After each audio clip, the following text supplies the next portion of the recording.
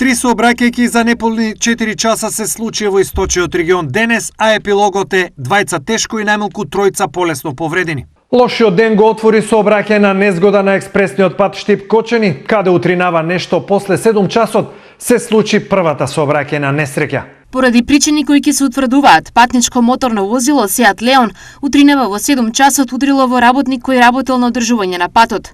Од силниот удар лицето ИК на 42 годишна возраст се здобило со тешки повреди, но повреден и возачот, кои се пренесени на лекување во клиничката болница Штип. Велат од СВР Штип. Втората сообраќајна несреќа се случи во близина на штипската населба Три Чешми, каде патничко возило марка Голф излетело од патот поради причини кои исто така ќе се утврдуваат. Возачот, жена на 54 години, е со полесни, но незината сопатничка на 51 година и двете од Врсаково е со потешки повреди.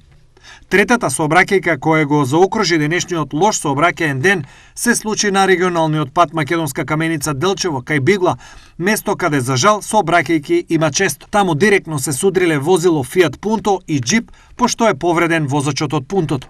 Денешната последна тешка сообраќајна несреќа на експресниот пат Штип-Кочани е повеќе од загрижувачка. И овој пат за сите учесници во сообраќајот станува фатален.